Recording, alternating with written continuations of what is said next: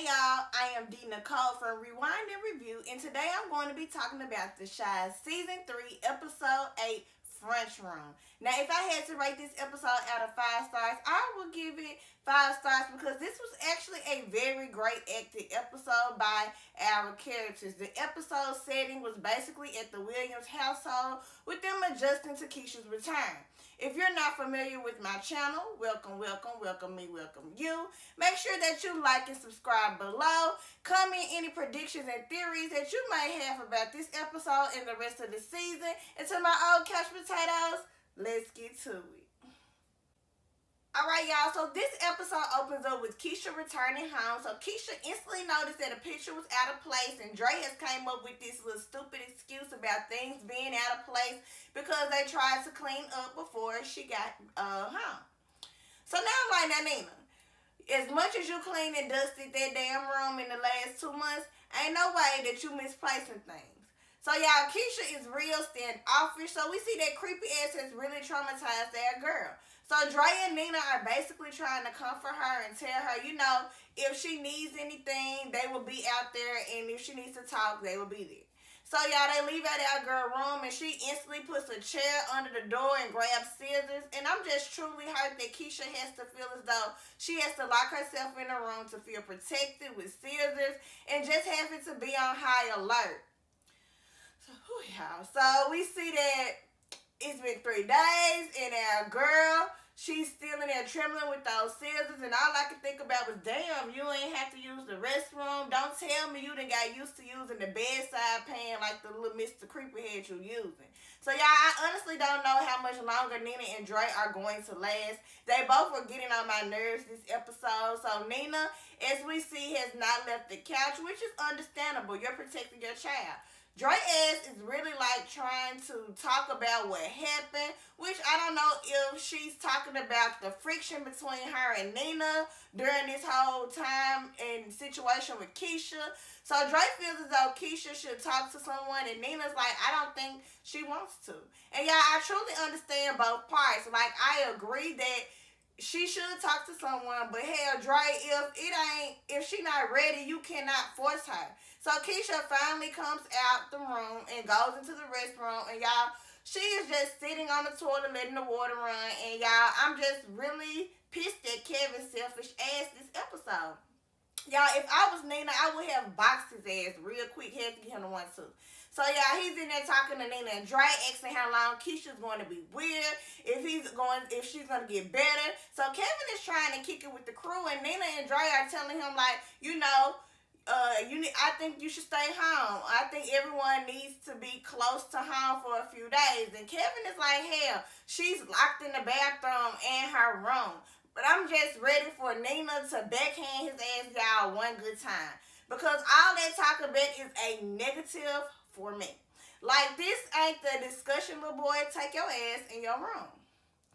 So, y'all, Keisha takes her robe off, and we see that she has scars all over her. And I'm trying to understand what the fuck was little creepy ass doing to her. So Keisha leaves out the restroom and she begins vacuuming. And Dre and Nina both are like, she vacuuming? And y'all, I remember how tidy that little basement used to be. And I'm like, little creepy probably had her ass in there like damn Cinderella. So Dre is pressing for Keisha to talk to someone. And y'all, Nina's like, you don't have to if you don't want to. And y'all, I just really need Dre and Nina to get it together. And I honestly just need Dre to shut the fuck up. Alright, y'all, so there is a knock at the door, and it's Keisha's friend Tammy. And Dre, I believe, is trying her best, y'all, to be a good help, but she's just overstepping so many damn boundaries from me. Like, I get it. You want to be stepmom of the year. You want these kids to be equally yours, but hell, Dre, you ain't even the same damn woman Nina was with these last 2 seasons. And y'all, I'm just really not over the fact that they unveiled their ass for her, but not with Jason Mitchell's character. You know, just changing this whole storyline.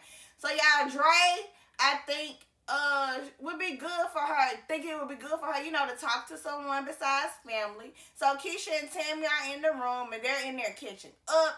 And Keisha asks Tammy, like, what have the people been saying about me? So Tammy goes through this list, and so she's like, like, Omari was your side piece, and when you wanted to stop smashing, he got mad and kidnapped you. He was your real daddy, and her cousin saying it was a publicity stunt, just a bunch of dumb stuff. So Keisha then asked her, like, why didn't you talk to the press? Y'all, and Keisha should have low-key beat her friend ass if you ask me. All right, y'all. So Tammy tells the press that that's her friend, but when you hear all the rumors, you don't know what to think. And y'all, the wench was like she was on her period that day and she was in a mood. And you know how secretive you are. And I ain't want to act like you were all innocent and wind up looking dumb. And a smack is what her ass would have got across her face, y'all. And so Keisha's like, I tell you everything. And she was like, it took you forever to tell me that you were fucking a track coach. And y'all, Keisha puts her the fuck out. So Nina is like, what happened? And Keisha's like, nothing. I can't wait to go to college. And y'all, they're like, yeah, about that. They took your scholarship away. And so, y'all, now I'm, like, really hurt for our damn girl. Like, she cannot catch a damn break. And I just really don't blame her for going in her room, knocking all that shit down. I'm like, let it out, girl. Let it out. So, it's the next day, y'all, and y'all know I really love the crew.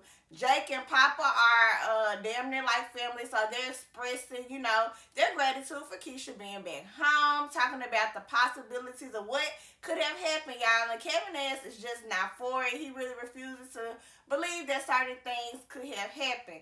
And y'all, I just love how they are just always themselves. They don't cave into peer pressure. They just all say and act themselves at all times. So Emmett and Jada have come by to bring food and show their support. And y'all, I'm just honestly happy that they did come. I feel like if they didn't come to the Williams household, they would have still literally been walking on eggshells. So as much as nigga Emmett is, I cannot lie that he does have a heart. So he goes and he checks on Kevin, and y'all, I'm tripping at how he entered the room, petty as hell. So y'all, Kevin and them are really blowing this little weed pen, and it's like it doesn't have a stench. So Emmett is like, didn't I tell your ass to spray cologne? And I honestly think Emmett came in there honestly just to get a feel of how to approach Keisha. So Emmett goes to knock on Keisha's door, and she's happy to honestly see him. She pulls him inside the room, and they're in there honestly being friends. So Keisha seems somewhat herself again with Emmett. Emmett fills her in about Dom, and they're able to joke about it, as well as Keisha gives him a bit of advice.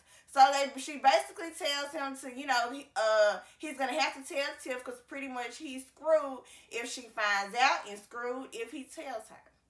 So, y'all, we're back with the crew, and Jake is asking about Gemma, y'all, and I ain't gonna lie, I'm with Trig. I think Jake and Gemma may end up liking on each other while their dads are doing their little campaign trail. So, y'all tell me below what y'all think. Will he jeopardize the friendship? So, Jake asked, y'all, he think he that nigga when it comes to girls, because apparently he's smashing, but I love how none of them are falling for his peer pressure. Y'all, so then Papa hit the damn pen because his ass is in there tweaking, talking about how he accepted tips from Mr. Creepy and how he should give the money to Keisha. Like, now, why the fuck did he think that Keisha would want that money? So we learned also that that wasn't the only day that Mr. Creepy came into Paris Pizza when Kevin hit that guy for talking mess about Keisha, and he had donated in that little jar. So he obviously was coming there often, probably trying to get leads where if the family possibly knew Keisha's location. So, Keisha and Emmett, they're still in there vibing, and he has convinced our girl to try Dom's food that he had brought over. And y'all, he finally gets Keisha to eat, and Keisha was impressed by Dominique's food as well, and her and Emmett are in there laughing and talking. And you would think, things were back to normal for Keisha, how she was acting. Okay, y'all, so now everybody has joined the fellowship after hearing Keisha laughing, talking, and eating. Hell, it's a celebration. So, y'all, Papa had to be high because I'm convinced he still came out there presenting Keisha with the money from Mr. Creepy, and let's just say it shifted energy. So Keisha starts going off. She's like, I don't want that money. And if she flipped the switch on her family, like, what took y'all so long to find me? I was right up the street. And I get it, Keisha, but now sis, your family was truly looking for you and worried about you. But y'all, she has pissed off Kevin at this point. He like, I risked my life for you. I almost got shot. And Jacob Pop was like, yeah, we went to a trap house looking for you. And Keisha's like, why would I have been at a trap house? And he tells her, because of your boyfriend. Maybe if you weren't out here doing all type of stuff, it wouldn't have happened. Having me lie and cover up for you. And y'all, they are going back and forth.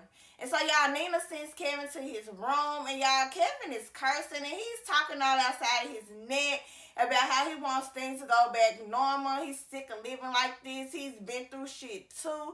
And y'all made me talk to someone, and now I'm like, Kevin, you're right. I'm trying to understand why was Nina so pressed about you first season with the running situation, and why she's not so pressed about Keisha going to therapy just like Dre is. And now we're with Keisha and Jada, and y'all, I really love Jada. She's in there telling Keisha how she even got into the profession of social work because she was abused by a family member, how she was constantly reminded every holiday or family function when she saw them. And so, y'all, Keisha asks her when things go back to normal, and she basically tells her, if you're trying to wait for things to get back normal, you may be waiting for a long time. So Jada is basically giving her a little advice. So I'm guessing this is next day. We see Keisha is finally in the tub, not just sitting there on the toilet with the water running. So Keisha is pretty much ready for this to be over with. So next we see Ronnie has showed up to the Williams residence. To our surprise, Keisha has invited him over. So Keisha is asking Ronnie for his advice. Ronnie has been through a lot, y'all. He is a whole murderer out here. And so she wants to know, will she continue to see little Creepy's face? And Ronnie tells her, you will go through things like this it's just about not giving up. He shares how Keisha was his light at the end of the tunnel, and just don't turn to brown liquor. So Keisha is tired. She's sucking around. She's ready to move on. So she starts collecting her little clothes that she feel brought her the wrong attention to even be in this predicament. So she goes to the bathroom and she burns them. So at the end of the episode, y'all, we see that Keisha is actually gonna go to therapy. So that's the end of our episode. Make sure that you comment, like, subscribe, share, hit that little bell so that you will be notified when a video is posted. In the comments, leave any shows that you think that I could do recaps of, preferably with Strong Black Rose.